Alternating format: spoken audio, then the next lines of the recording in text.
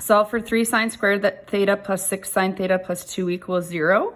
So the reason we're doing this example is that although it looks maybe like it says factorable, this question is not factorable. So we're going to have to use the quadratic formula to solve for sine theta. If you're not sure if something's factorable, you can always use the discriminant, which is b squared minus 4ac. And if that works out to be a perfect square, it factors. If it's not, then you won't. So when we're doing our quadratic formula here, I'll kind of point that little step out too. So our quadratic formula is negative b plus or minus the square root of b squared minus 4ac over 2a. So we're going to plug in our numbers. We're solving not for x. In this case, we're solving for sine theta. So it's important that you can now call this sine theta. So you're putting in negative b, so negative 6 plus or minus b squared is 6 squared times 4 times 3 times 2 over 2 times 3. So then we get negative 6 plus or minus 36 minus 24 over 6. It's a good idea to keep the sine theta here. Negative 6 plus or minus the square root of 12 over 6. Now, this is not a perfect square. This is the part that's the discriminant, so you could have maybe done that first and then realized it's not going to factor.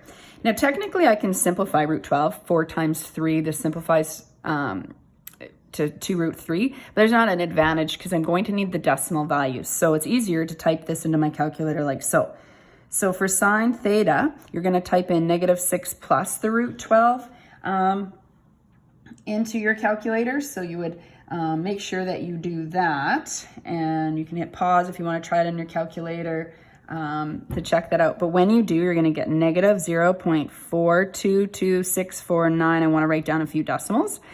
Then you're going to find for the other find the other sine theta value. So now you're going to go negative 6 minus root 12 over 6. And you're going to get negative 1.577350, etc.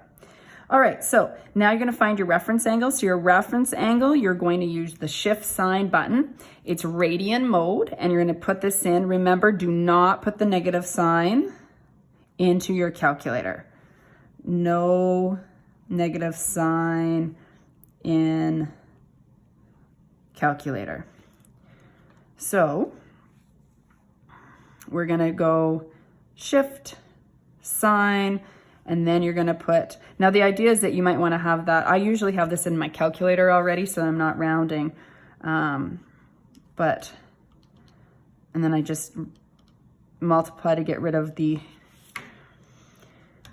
sign. So my reference angle is 0.436367, etc.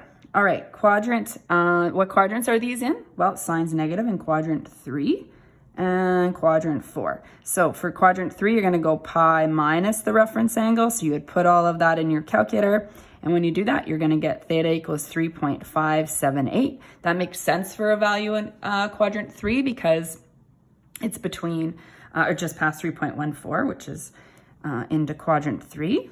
And for quadrant 4, you're going to go 2 pi minus the reference angle. So that's why I wrote down so many, oops, my reference angle is this. 0.436. I started writing the wrong value down. You know what? I'm going to just, that's going to be too messy for you. All right, so 2 pi minus 0.436367. 436,367. I still missed a number. Okay, so this value here. So this is what theta equals.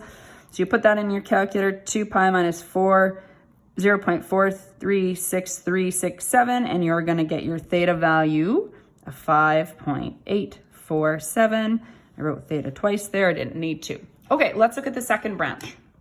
When we look at this one, I can tell already that this is a value less than negative 1, and the values for sine theta have to be between negative 1 and 1. So on this side, you clearly want, you don't want to just leave it blank. You want to clearly show that you understand there's no solution. Had you, not remembered that, this particular one you would have had in your calculator, and when you plug that in, you would have had a math error message as well.